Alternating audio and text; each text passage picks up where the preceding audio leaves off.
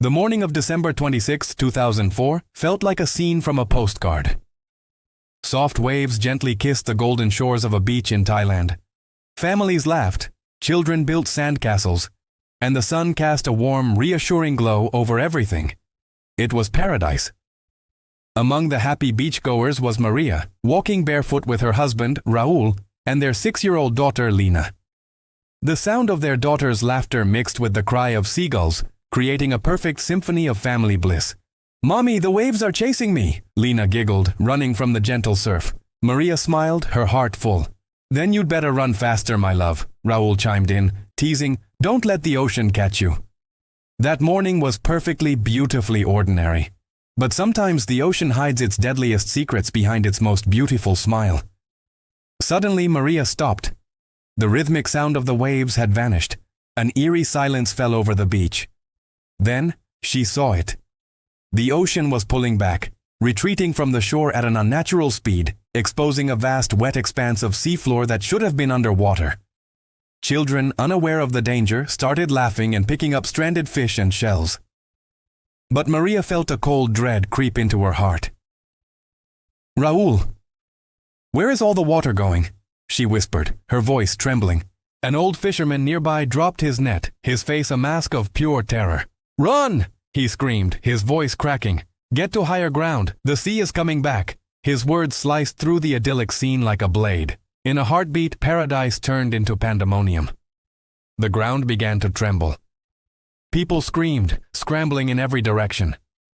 Birds took to the sky in a panicked cloud. Raul's voice cut through the chaos. "Maria, grab Lina, run!" Maria snatched her daughter's hand and ran, her heart pounding against her ribs.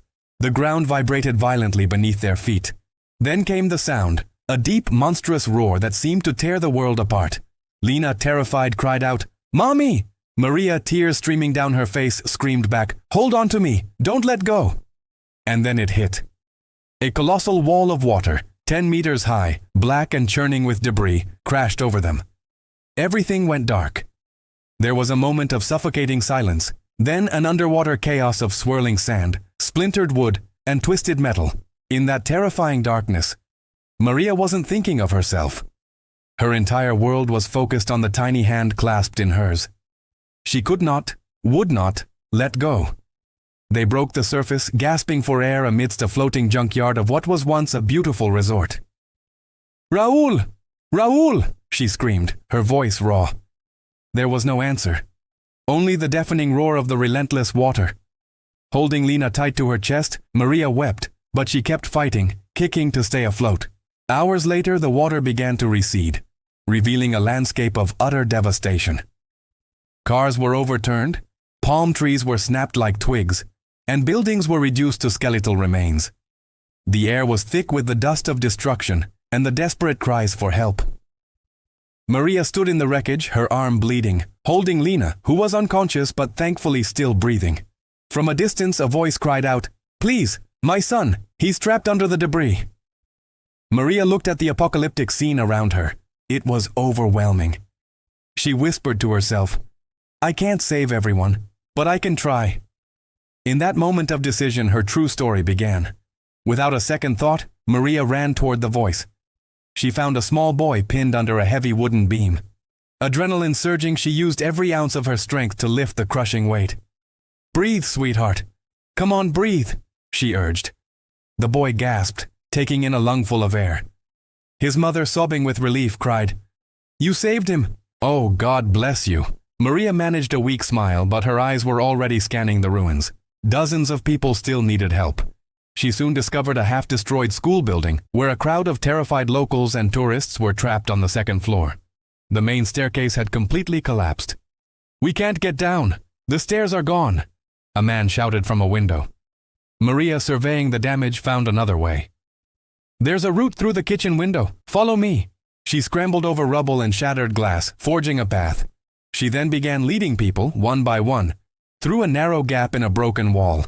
"Hold hands," she commanded, her voice steady and sure. "Don't break the chain. If one of us falls, we all fall." For the next 5 hours, she became a beacon of hope in the ruins. She guided the elderly, the injured, and frightened children, never once stopping to rest or tend to her own injuries. As night fell, a cold rain began to pour from a black sky. Maria, covered in mud and exhaustion, was helping a small group reach the safety of higher ground when a rescuer finally found her. "Ma'am, over here! You're safe now!" he called out. Panting, she replied, "There are more. Trapped back in the school. Please, you have to go back for them." The rescuer looked at her, astonished. "You can't go back in there. It's too dangerous." But Maria's eyes were filled with a fierce defiance. "I'm not leaving them behind."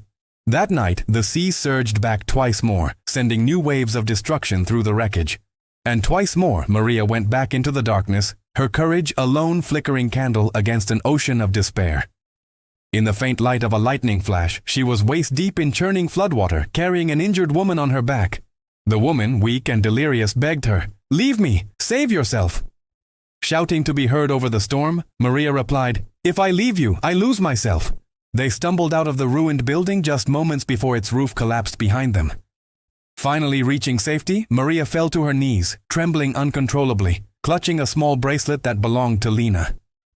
When the sun rose the next morning, it revealed the full, heartbreaking scale of the devastation. Helicopters buzzed overhead. Survivors sat in stunned silence, wrapped in blankets, their eyes hollow.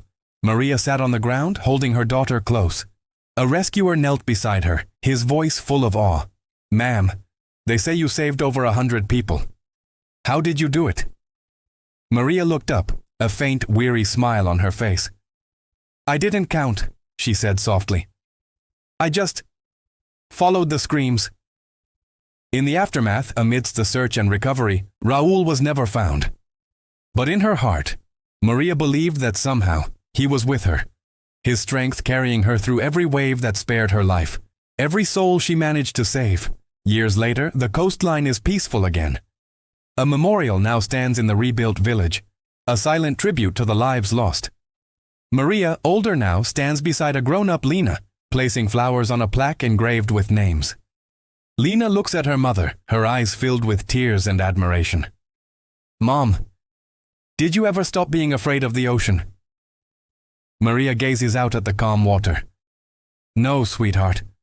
I just learned to listen to it. It always warns before it takes."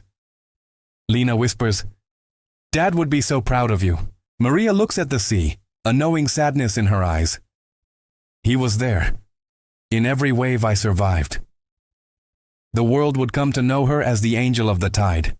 But to herself, Maria was just a mother who refused to let the darkness win. She faced the sea that tried to take everything from her, and she gave it back 100 lives instead. Courage isn't the absence of fear. It's the choice to keep moving forward, even when the world around you falls apart.